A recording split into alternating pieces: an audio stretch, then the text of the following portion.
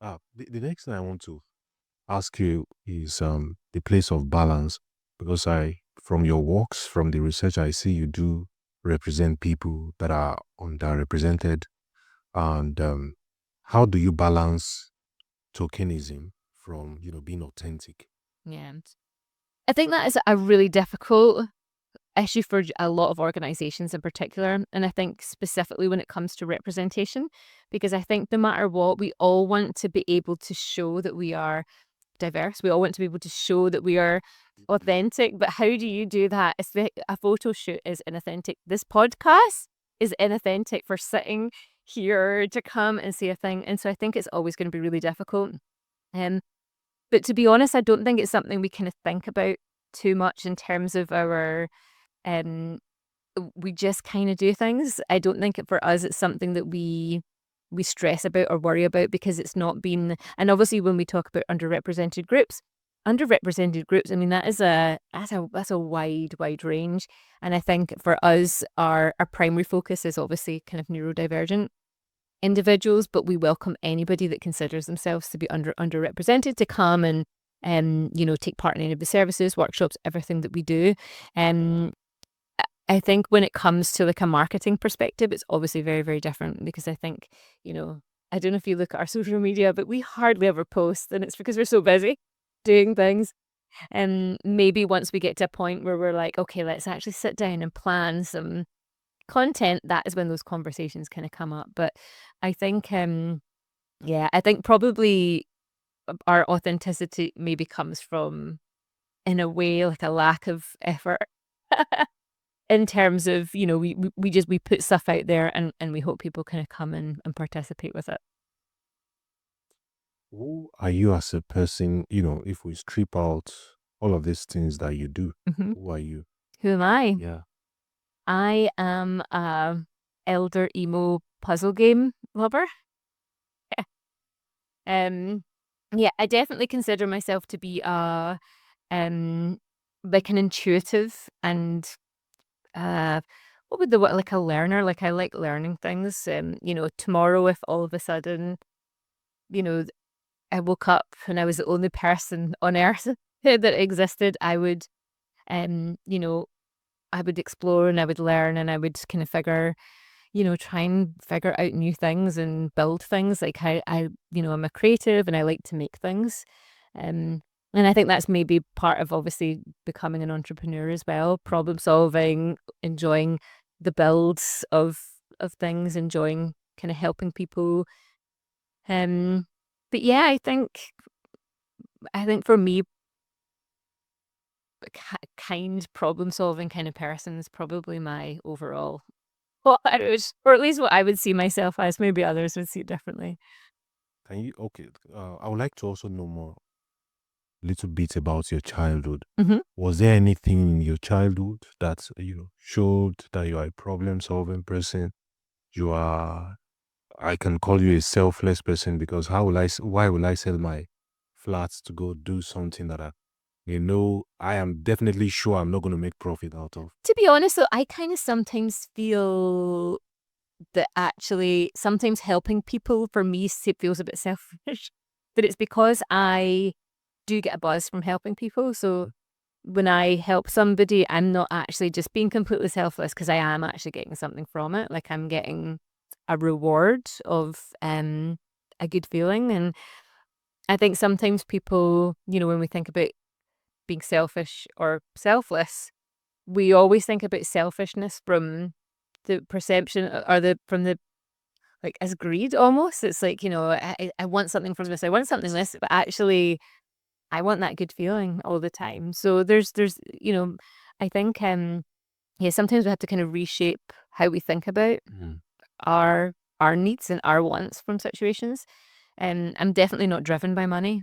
It's nice to have it when we have it, but You've made it real selfish. I think I think you have to be a little bit driven by money to be able to be like, okay, actually, for me, I definitely want like a long term career and security, for my family. But that doesn't have to come at the expense of other people. And if I can build something that maybe has some ups and downs, but if it gets to a point where it's like, okay, actually, I can run this company and I can have fun and get back to a point where we can employ people and grow again, then that's great. But I think in a weird way, us getting to the point now where we've figured out, we've just figured out a lot of stuff recently in terms of like, okay, well, if we've got this, business model where we've got a building, but we've got studio spaces that we rent out to, cover our costs. We wouldn't have known that. We wouldn't have got to that point had we not gone through all the other pitfalls and things before it. So yeah, while not driven exclusively by money, it's I think you still have to have a little bit in there. Otherwise you would go bankrupt immediately. You would just, all the money would go. Yeah. Tell me about your childhood. So I mean, I was probably quite an anxious child, but not necessarily kept it hidden quite a lot. And I remember Where were you born? Glasgow. Okay. So Glasgow, but I grew up in Liverpool. My mum, I think it was probably about 4 or 5, and she moved down to study at university. Oh, nice. So obviously me and my sister went with her. And so we lived there. I think we moved back when I went back to Glasgow. It must have been about 11 or 12. And yeah, I was quite an anxious child. I always knew that I was weird, and I always knew that there was something different about me compared to a lot of other kids.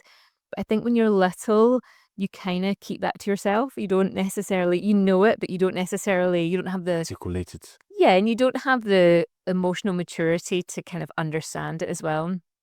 But yeah, I definitely was very, very anxious and would just kind of, I just always felt a little bit uncomfortable in my own skin. And then I did quite well at school for a while, like primary school. But then when I got to secondary school, I think I was just labeled a troublemaker or a naughty kid. And I just, that kind of, I think what it is, like you go into third year and all of a sudden, like the exams just get so much more difficult. And yeah, I left school at 15. Now I know that I have ADHD and dyslexia, and I didn't know back then. And I think it's a really common story for a lot of people that have undiagnosed neurodivergence growing up feeling like a weirdo. I don't think weirdo is a bad word, by the way. I think being a weirdo is being cool, so it's fine.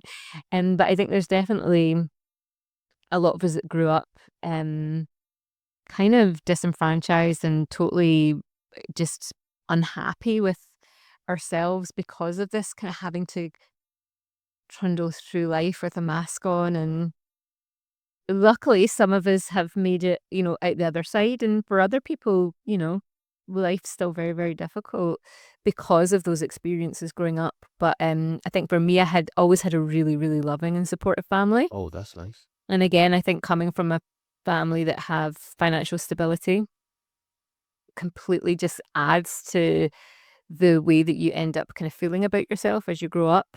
And I think those two combined, financial, and I wouldn't say necessarily financial privilege as such, because I know that sometimes having too much financial privilege can cause problems as well. So I think having financial stability and like emotional stability in your home growing up, I just think is a huge, huge kind of privilege in itself for long-term mental health. And I think that then feeds into being able to run a business successfully, because if you've got resilience, if you've got, if you're confident and if you've got a good sense of worth, when things get really hard, you're probably more likely to push through. At least for me, I think that's what my experience has been anyway.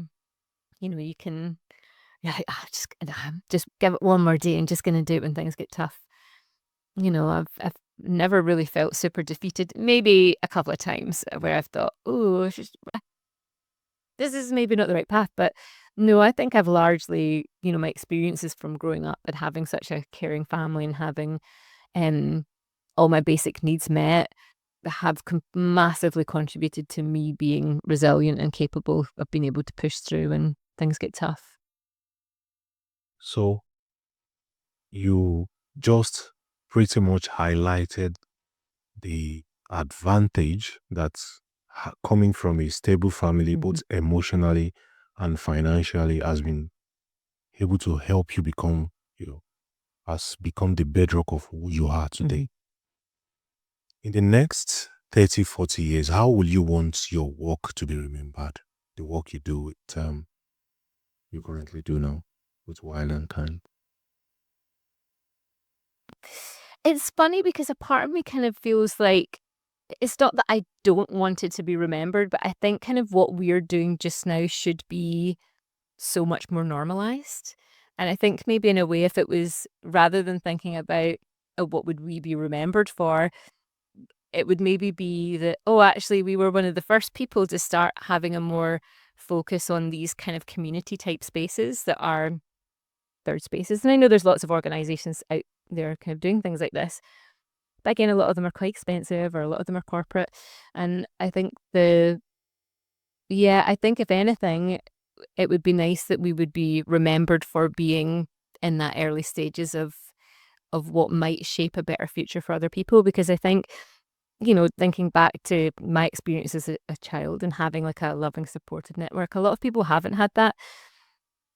But it's never too late to be able to find a supportive network of people, of peers, of, colleagues. And if that's something we can help create, or if it's something we can influence for other people to do, like, we're not precious about anything. If somebody, starts doing something very similar to what we're doing, that's great. That shows that people are realizing that there's a need for spaces where people, can be themselves and be free and actually kind of communicate on a genuine level. Like, I sometimes feel, again, no disrespect to other co-working spaces, but I sometimes feel like co-working spaces are just like LinkedIn in real life, where you where you go in and everybody's kind of like sitting talking, and then you might strike up a conversation with somebody, but it always feels like a little bit of a pitch, or it feels very there's an element of staleness to it. And again, it's not. Maybe it's because I'm just so not from that world at all as well, and so that might be part of it. So yeah, the kind of, taking things back to a more human, Yeah. genuine connection level. And so yeah, if we were remembered for anything, it would be nice that it was maybe we were part of something that really brings that back into our communities again. I think in Glasgow as well, one of the difficulties is the weather is so bad here that we don't have many community spaces.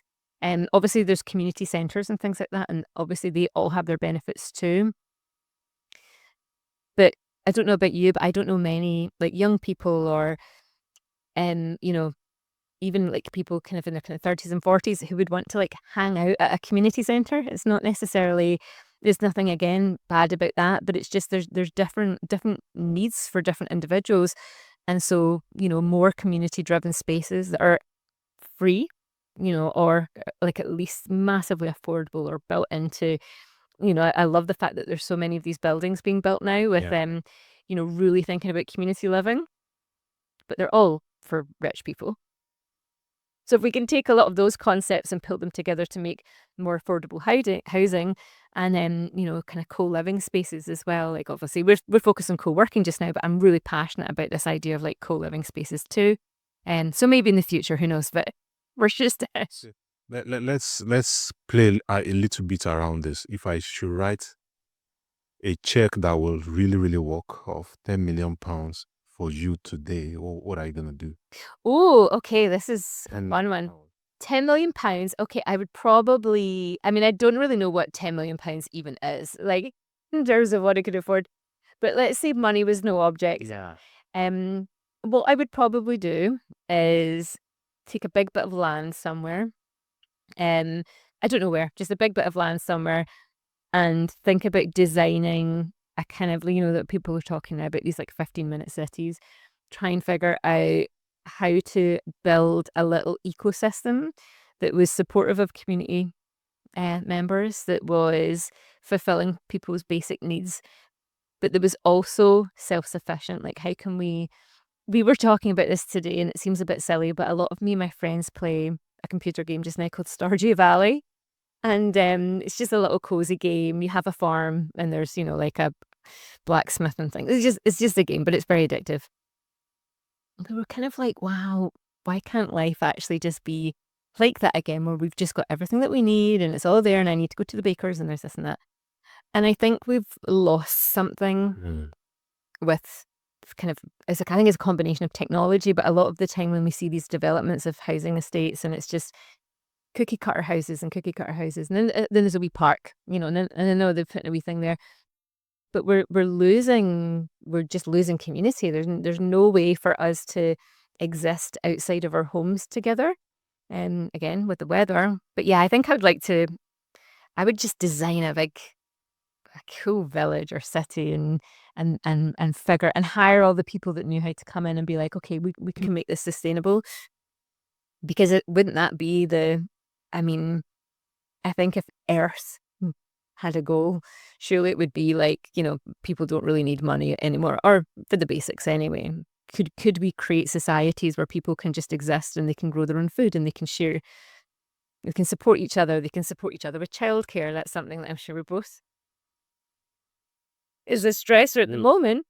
That we have lots of friends that have, my son's at school, so there's parents that have kids of similar ages. We're all kind of struggling, but we've lost something about how we share responsibilities now, because there's been such a period of time where nobody's communicated with each other. Where I think as well, not to get like massively anti-capitalist or anything. However, everything has become so monetized that we now don't want to ask for favors from friends, because we're kind of like, oh, well, if they're going to babysit, then we kind of need to pay them. So let's just not ask, because it might make it weird. And actually, a long time ago, you would get your friend's 16-year-old daughter might come around and babysit, and you give her a tenner. And it's not it's not trying to exploit people, but there's like a social contract built when you're offering services for a friend, and it's not really for anything in return other than the fact that you're part of a community. And then when you need a favor, You can just call it you without just say feeling. them. But I feel like we've just lost all of that. We've lost it all. So yeah, if we can build a little Village. village or something, that would be cool.